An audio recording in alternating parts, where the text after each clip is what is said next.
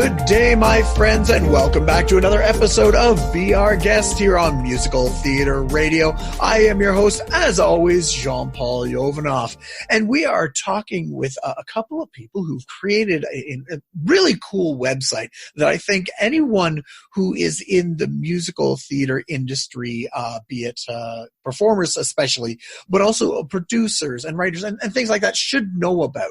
So I'd like to introduce the world to Laura Josepher and David Sisco from contemporarymusicaltheater.com. Welcome, Laura and David.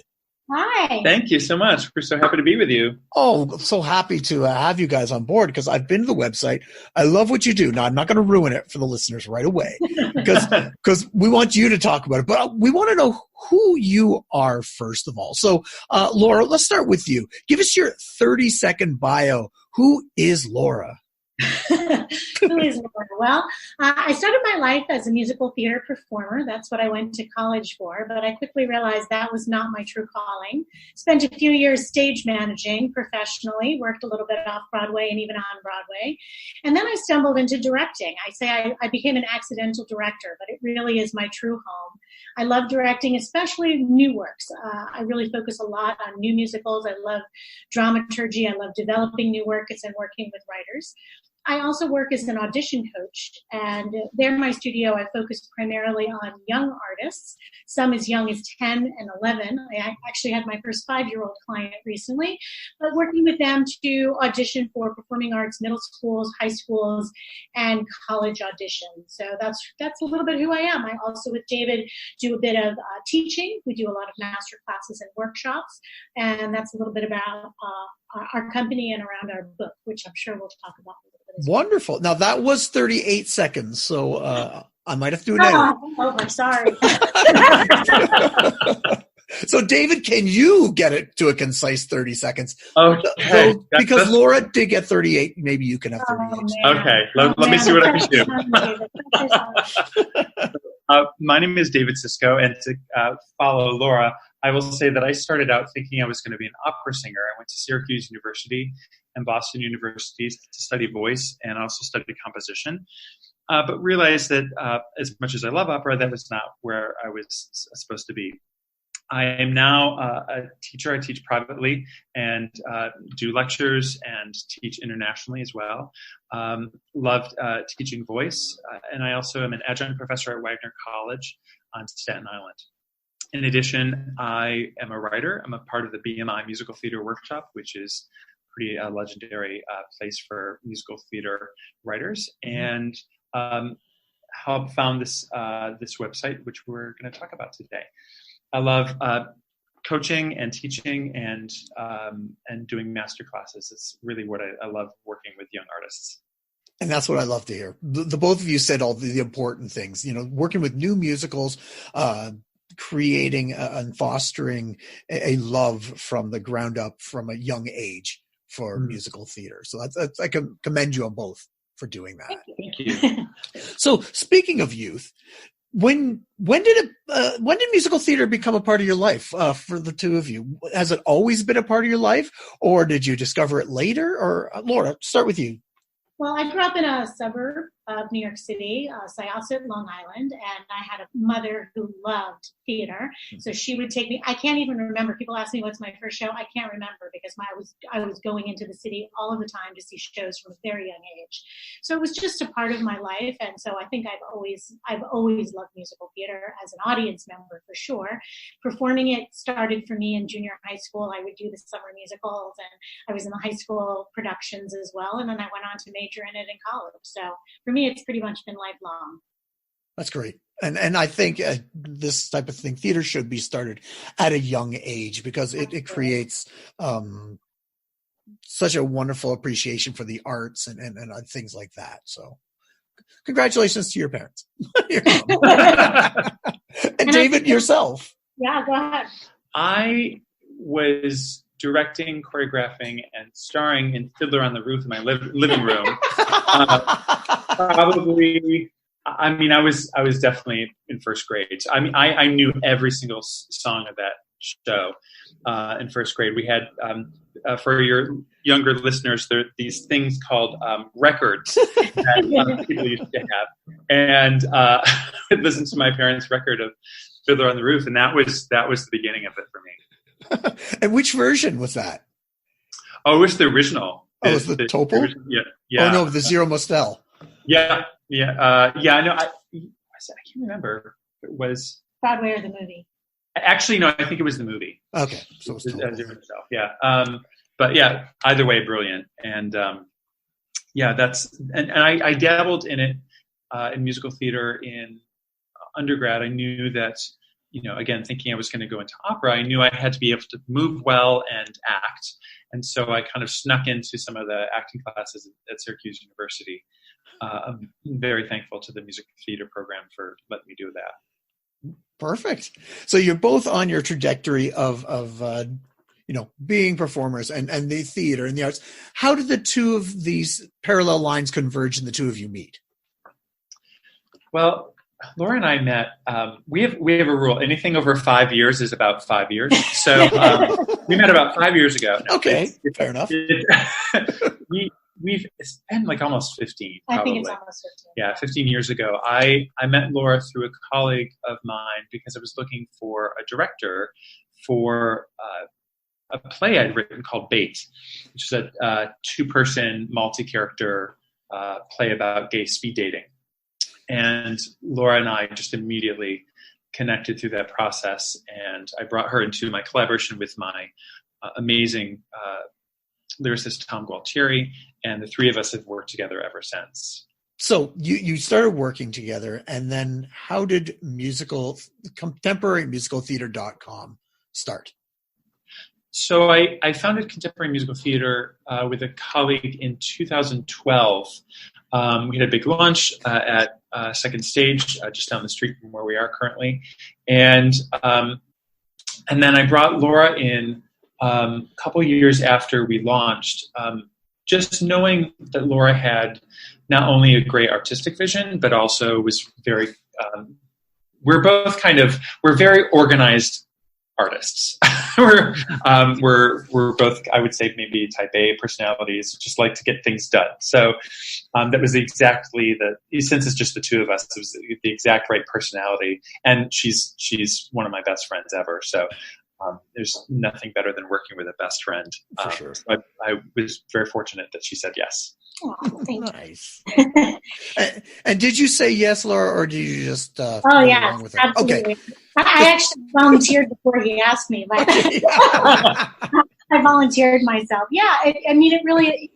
I think it builds a really beautiful bridge. We like to say that we're a for-profit with heart. Mm-hmm. It really builds a beautiful bridge between the writers and the people who are looking for this music. And I should say that David is a really multi-talented writer himself, as well as being a voice teacher. I like to say we're a slash. We have all those slashes in the name. Voice teacher / director / teacher / all those things that we do. So yeah, finding this bridge for he's a writer, finding ways for him to get his music out in the world, but also other people as a voice teacher when you're looking for new material for your students, sometimes that can be really challenging to find on that end as well. So we really wanted to make a bridge to help the writers get their music out there and to help the performers find it.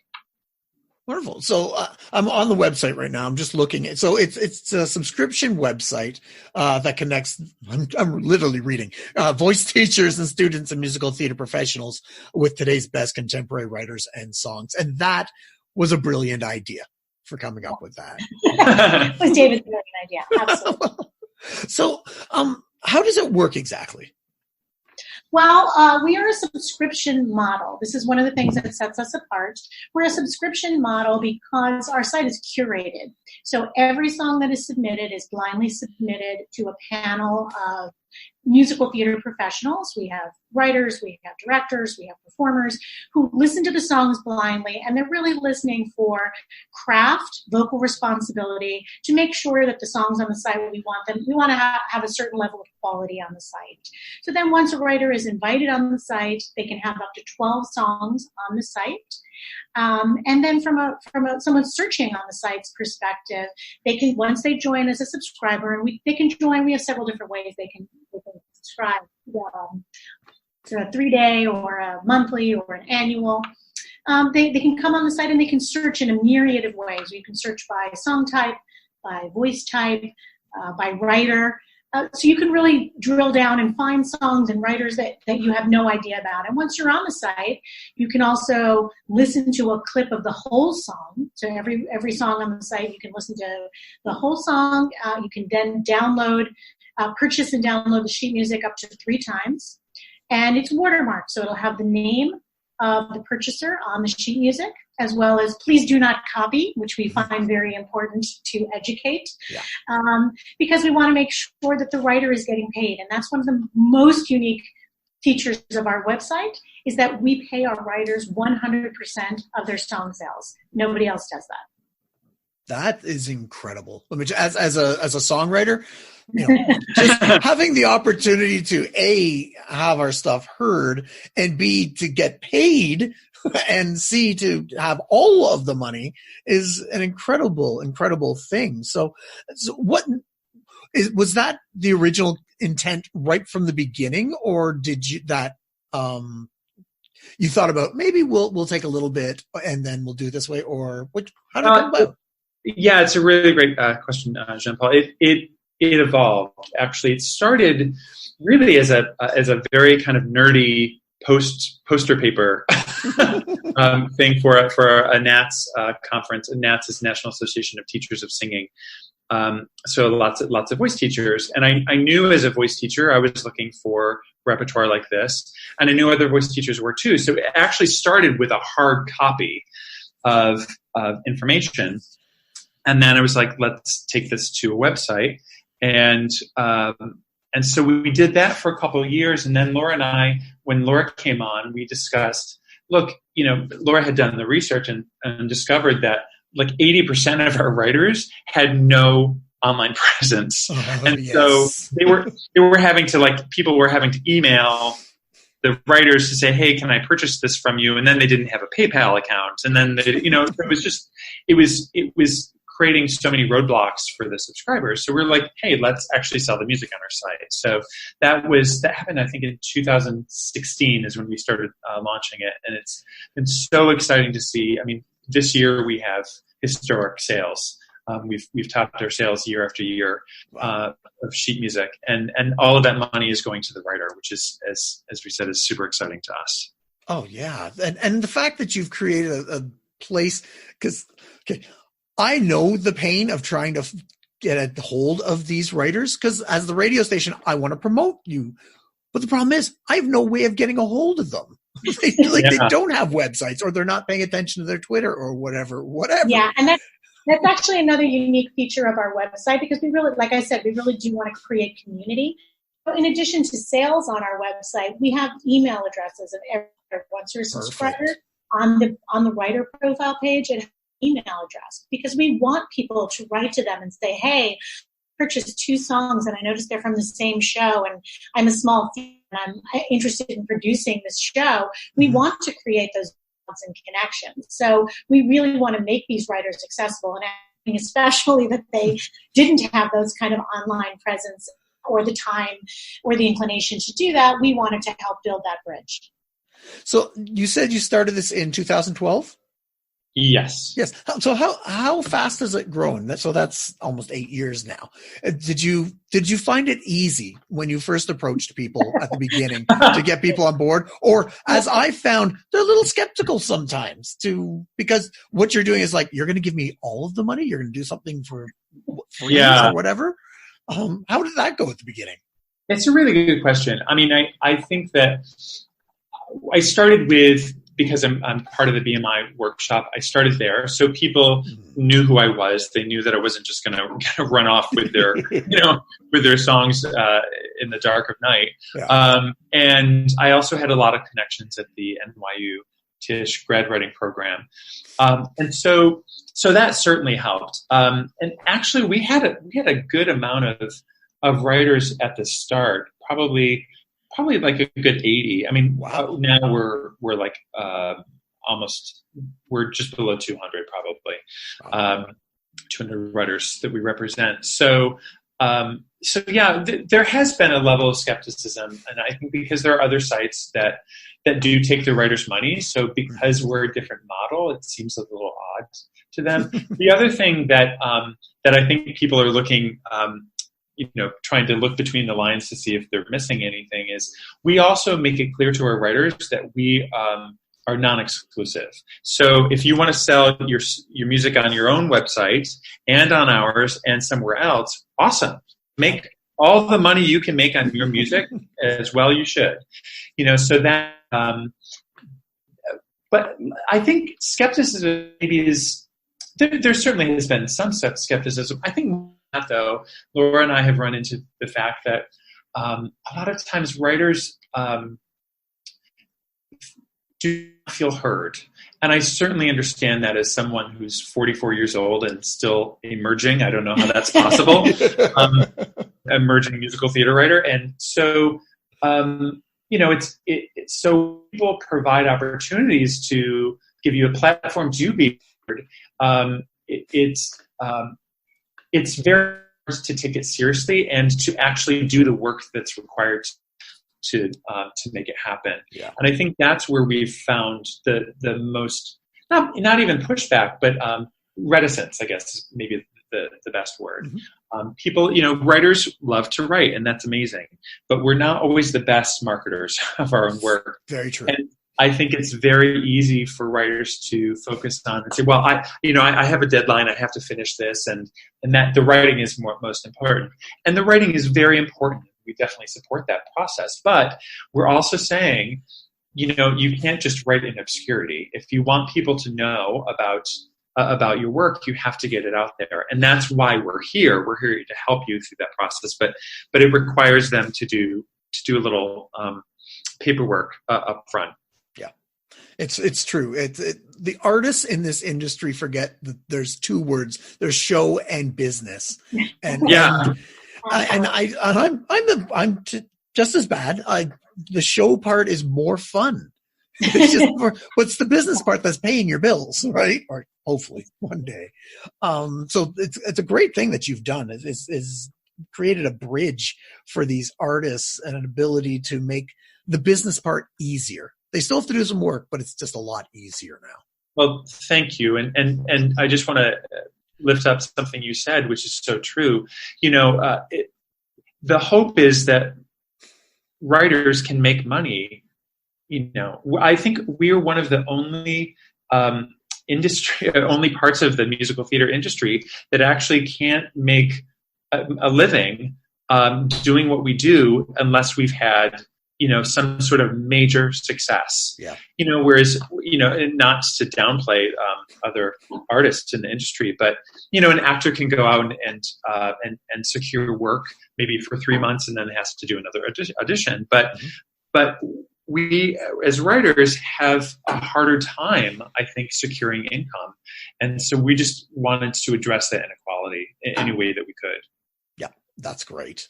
Now, I'd like to talk about the other side. So from the performer going into the site and learning about it, for the subscription base, once you're in the site, what do you see? I know you mentioned a little bit of the stuff, but what advantages as a performer wanting to find new works? What can they find in the site? If you can delve into that a little bit more. Yeah, we do have on the menu bar, we have the ability for people to search. So you could, like I said, they have several different search functions. And one is you can search by voice type. So you can go in and put in your particular voice type, just put that in the search engine, and all the songs that we have on the site that you can sing come up there. So that's already a great way to just find material blindly that way. We also search by song type. So you just want a dramatic ballad. You can put that in. So you can put in mezzo belter and dramatic ballad, and you can see whatever comes up there. You can also put in keywords, or you can also search by the writer. So if you do know a writer, or once you found it on the site, you can say, oh, I've already found 2 songs, and they're both by David Sisco.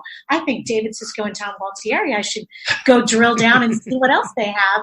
And then you could just go to their page, read a little about them, and see all of their songs. So I think that's one of the nice things about our site, because we have the depth and the breadth on our site to be able to help performers find writers that they might not find other ways, because you can find them so many different ways when you're on the site. I should also note that we have a lot of people who are not performers using the site, a lot of voice teachers also, and now we're in a couple of college libraries as well, which is really exciting to us. So universities purchasing us for their musical theater departments, and then, the students get to use the resource to purchase their music themselves, which is, also great for us. The other thing that I think is helpful to subscribers, and this was Laura's brainchild, was to create a functionality where you can see the date added. So if like for instance, if you go on the site, and you haven't been on the site for the last couple of months, you can go back in and search, do the same search you did a month ago or so, and see what's new in that particular category. So it just helps kind of mitigate having to kind of start all over. Yeah, that's very smart. I'm actually on the website. I went to the search songs just as an example. Yeah, I'm looking at all this stuff, and it's perfect. You guys you've thought of everything. The title, the song genre, the voice type, all that stuff, and that was very smart. Was this an evolution to come up with some of this stuff, or did everything just flow out perfectly? All these ideas. We'd love to see it all just flowed perfectly, but it's a lot of work, especially as you said, the business side of the show. Yeah. There's a lot of things like web design and web development that were definitely not in our wheelhouse. We might have been able to envision what we wanted it to look like, but then we had to actually hire people to make it look like we wanted. So there's always that side of it, making it look like that. And just the business side of the business. Laura and I have now written 3 business plans, and very, very fortunate to secure business loans for contemporarymusicaltheater.com, and that's been great, but that's been like a huge learning curve for us. So that's something else that I don't think we kind of knew what we were getting ourselves into. I know it's the hardest transition going from artist to business, because I did that. I was doing art for a long time, and then I actually went completely away and was living in the business world with business people, and I didn't understand anything they were talking about. I would go to conferences with them, and I would just look at them and confused, because as an arts person, we think completely different. Yeah. I don't know. There's some kind of wiring in our brain that which made them happy, the business people, because they're like, "Ooh, this is different." so this transition. I'm glad you're making the transition and employing both the artistic and the business side of your brains. Yeah, and also seeing the connection between them and seeing how we can use our creativity in the business. That's been really cool to see too. Yeah. So I'm on the site. I'm looking at it, and I'm thinking this site would be most popular with people holding auditions, because hearing the same song over and over again could drive you insane when you're directing a show. Which leads me to your book. I see there's a Mastering a College Musical Theater Auditions. So you said you teach a course on auditions? Yeah. Well, the book came about because we were. Dave and I both had opportunity to sit into a lot of auditions. I was doing more on the professional side, what we call the EPA auditions, where the general public comes in. David has sat in on a lot of college auditions, working for several universities. And we would just see the same mistakes made over and over. And one of the largest mistakes that we would see is young artists coming in with inappropriate material. And that could be anything from a really, really overdone song, something that everyone was just singing, and those go through cycles every year. Yeah. But also, besides the material that they choose, what other things we say? Just basic things in terms of how to talk to the pianist, how to slate, just things that before they even open their mouth to sing, they've kind of set themselves up for failure.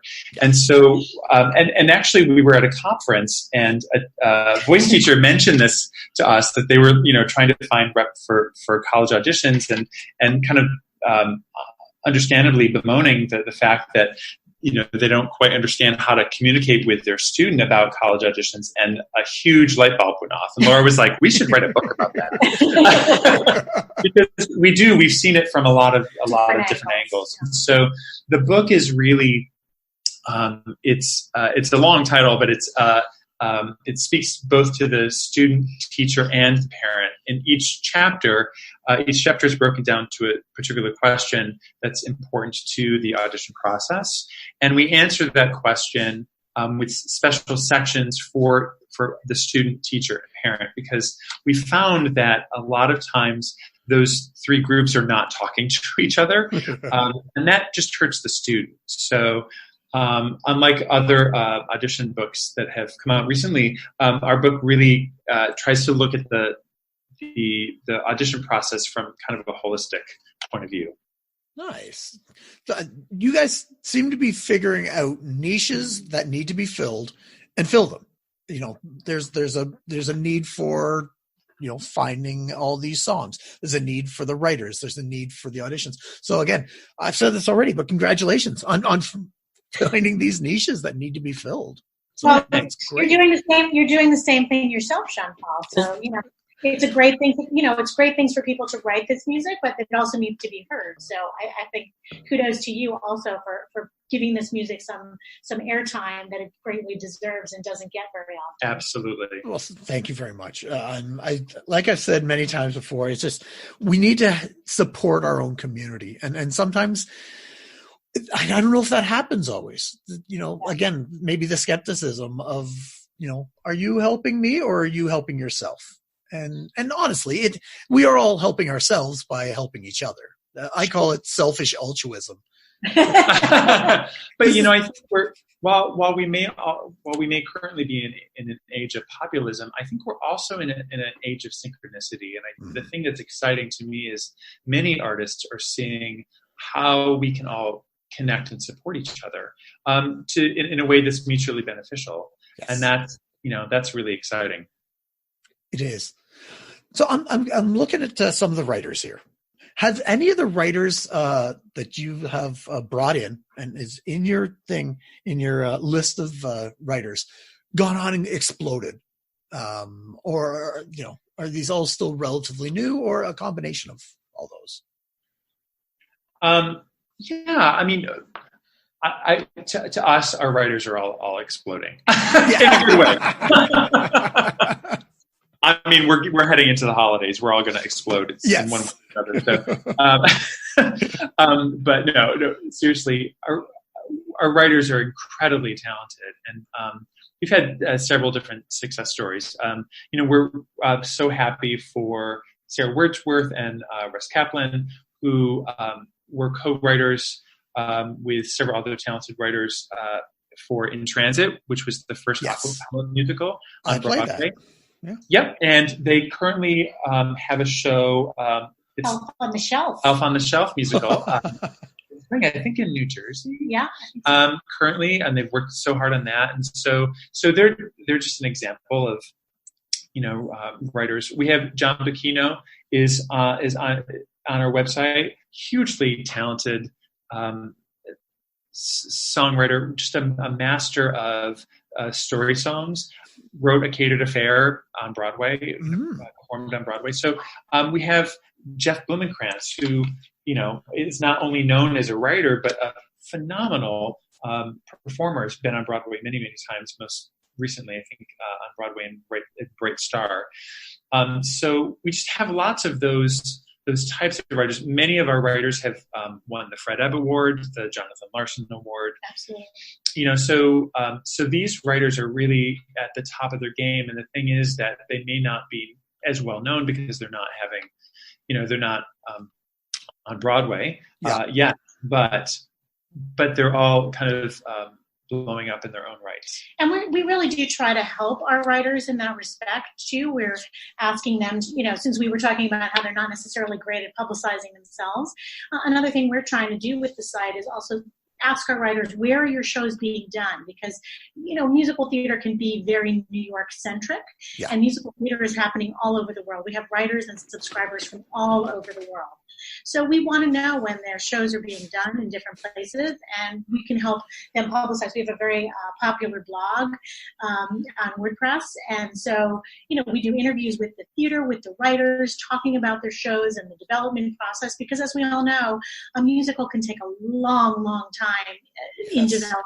So a lot of times, you may not have heard of a show, but it may have had a production or two, or even more before it kind of gets on the radar of average person. And now in the age of also, I think, self-publishing, there are a lot more writers who are making their own CDs, things, so that music gets out there a little more, which is great because that allows you to find it and us to find it and other people.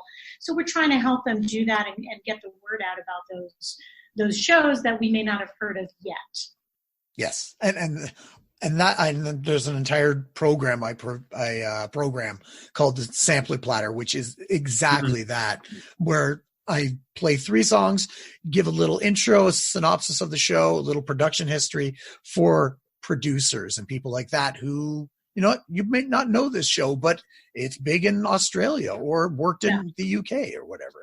And we've had examples. We've had a couple of subscribers who did find a writer and asked to hear the whole show. So sometimes we do get shows produced through our site as well. So that's really exciting for us to make writers, people aware of writers that they might not have been aware of.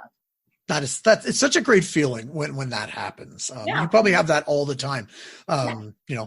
Hearing one of your writers on the site, their show got put up or it's getting listened to or whatever. That's the feeling I get when I hear success stories. Yeah. From what I noticed on the website, just take it back to some of the writers, we're missing an important writer on there. There's no David Sisco on Oh, that's very sweet. It's you'll see it under Gualtieri and Sisco. Oh, okay. Very talented writing partner. Yeah. Okay. Tom and I have written together for over 16 years. We met at BMI. So I'm listed there. Some of our writers, that's actually an interesting point though, because there are some of our writers who do work with multiple writing partners. So sometimes we'll have a lyricist who has worked with several different composers. So sometimes they're on the site and there's links to both if they work individually. Okay. Some of the writers are listed as a team if they work exclusively with one writing partner. So, which is also interesting because sometimes you hear the different styles, over the years.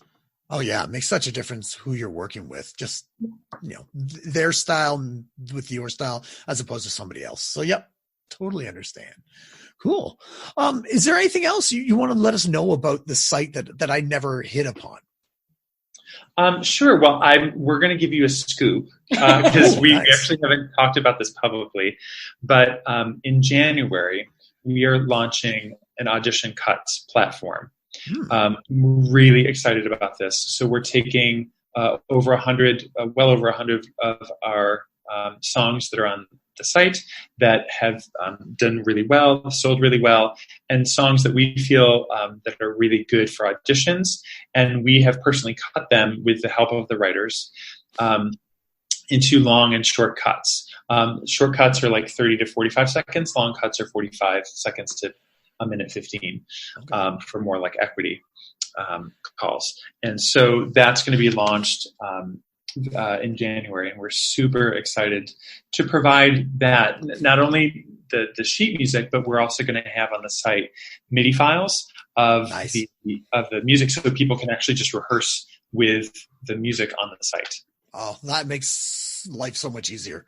Because if you can't play or pound it out. Yeah. As a voice teacher and voice coach, I have so many people that come in and they're like, I have no clue how to cut this song.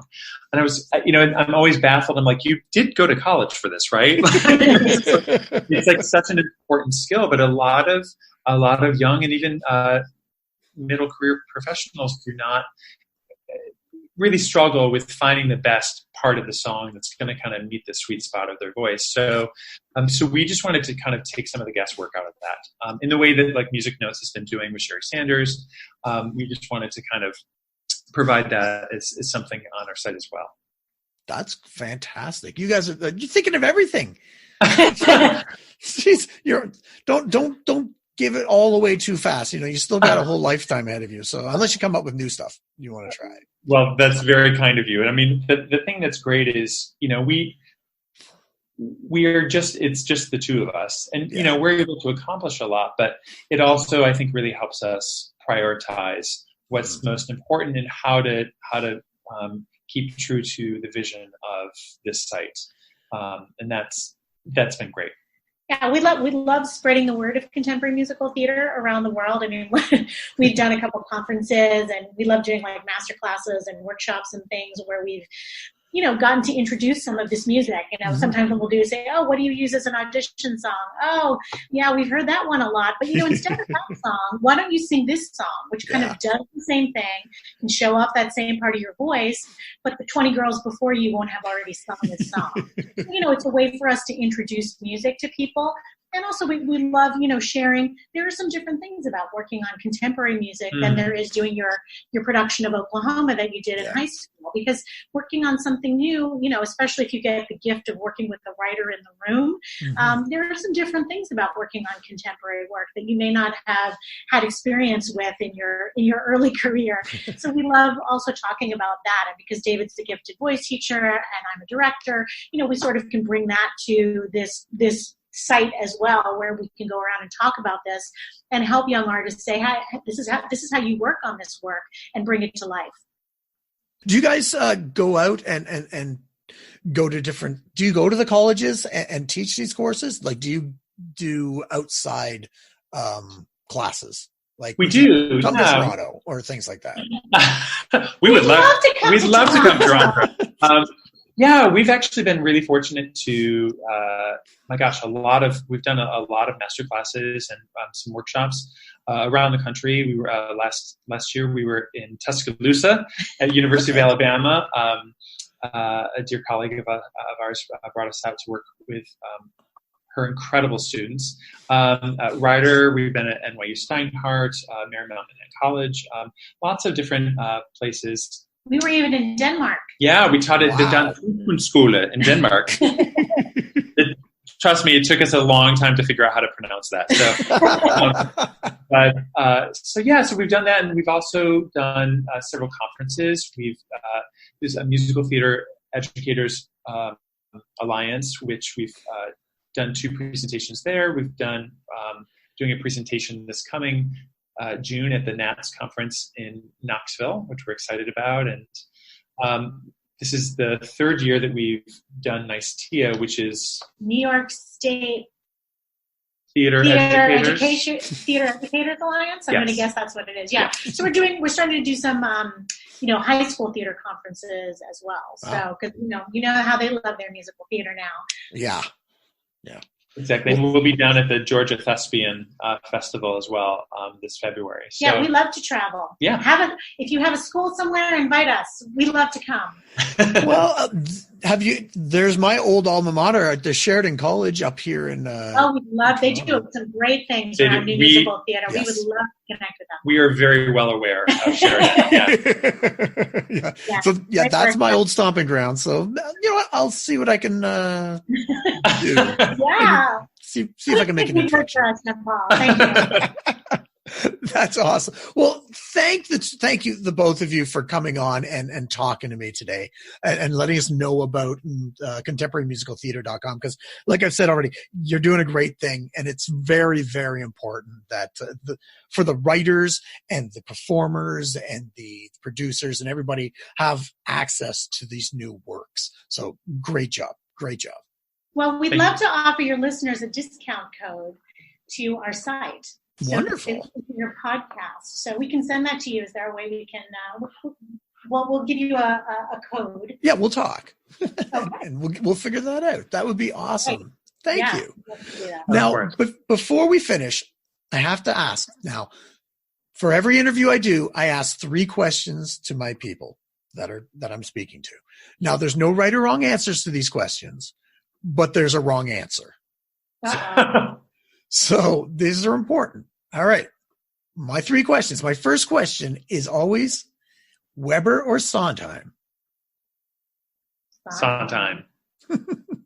And why? This is a little cheeky, but the first thing that came to my mind was #duh. I mean, just the depth and breadth of work and the level of craft. And the thing about Sondheim that look, Andrew Lloyd Webber has written some really amazing things. But for me, if I'm going to have to choose, I choose Sondheim because Sondheim is able to create an emotional subtext through the music that is so deep and profound that it does not tire the listener of listening to it several times. Nice. And you, Laura? I totally agree.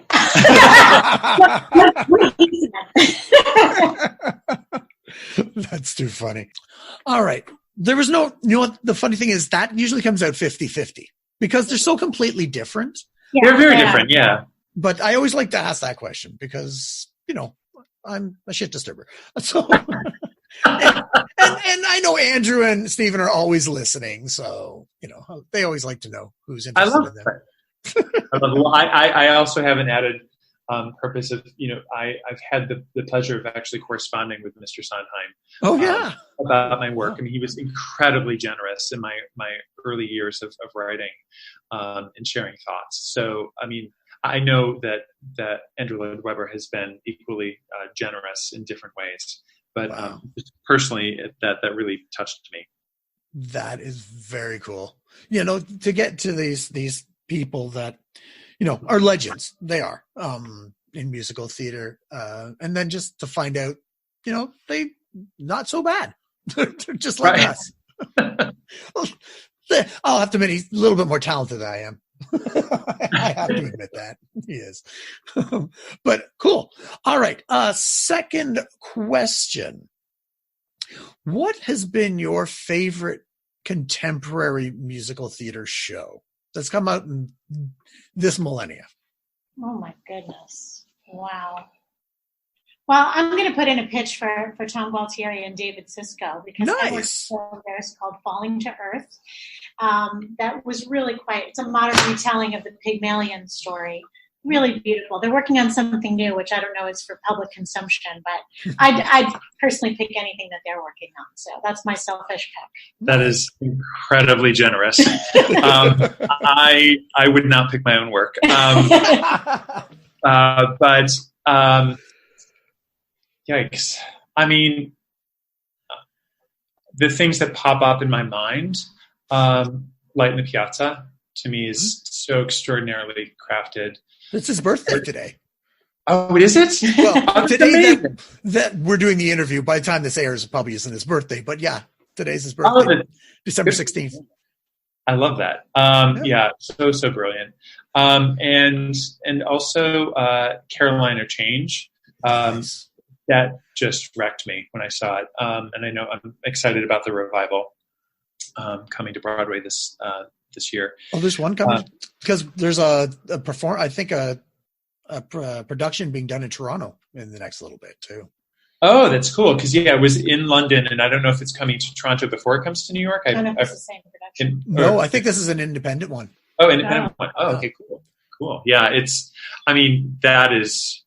that is to me like almost what I would consider like pop opera. I mean, just the because it's sung through, and just the way that Janine creates form in that show is just unbelievable to me. So extraordinary. That's great that the two of you did not choose any of the big stuff. Little off the beaten path, but still good works, and I'm glad. Because cool. anybody could throw out, Hamilton or Dear Evan Hansen or Come From Away or whatever. But yeah, again, you're pointing out all these shows that some people might not know. Not everybody knows Carolina Change, right? Yeah. Well, they should. Absolutely. That's a master class and a history class at the same time. Awesome. Okay. One more question. The most important question. Audience members eating food in the theater, yes or no? No. Thank you. They should be doing nothing but watching the show. No phone, no talking, no eating. Just watch. Being in a live theater production is one of the most special things you can do. I love creating it. but to be in a room with artists who are creating theater live. And I think it's why I think it's such an important thing. I now have children. I take my children to the theater. To be in the room and watch something happening live in front of you is such a gift. I am appalled when people do not respect it. I think too,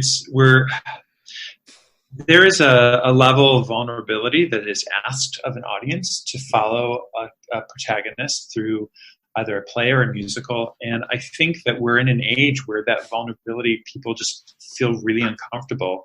And so they find ways to hide in the theater rather than experience what the protagonist is experiencing. And I think that that's a really first of all, it's a very expensive opportunity lost, but it's also, for our humanity, it's a huge opportunity lost. And so, yeah, I agree with Laura. Just stay present and receive what you're supposed to receive from the piece. And that is the correct answer for that. Good. I love the passion whenever I ask that question, and it's usually as immediate as you gave, and people want to explode and say. Yeah, my other big peeve is stay for the bows. Oh my God, yes. Oh my God, yes. That drives me insane. People who get up and leave, like they just gave you their 2 hours. You can give them another 2 minutes to applaud. Absolutely. Oh, that is one of the most disrespectful, things I can think of. Oh, well. Those are my 3 questions, and you answered them perfectly. I was nervous. You are fine. No worries. Awesome. Well, again, thank you, Laura and David, so much for coming on and exposing the world to contemporarymusicaltheater.com. Again, you're doing a great work here, so thank you. Thanks so much for Our having pleasure. us. Thank you so much. No problem. Well, that again was Laura and David on Be Our Guest here on Musical Theater Radio. Tune in next week as we talk to another guest or guests about their love, life, and passion for musical theater. Again, I am, as always, your host, Jean-Paul Jovanoff, and I will see you when I see you. We love supporting and promoting the creators of musical theater throughout the world, and we would love to have your support as well. Go to musicaltheaterradio.com and click on the Become a Patron button, because a supportive community is a strong community.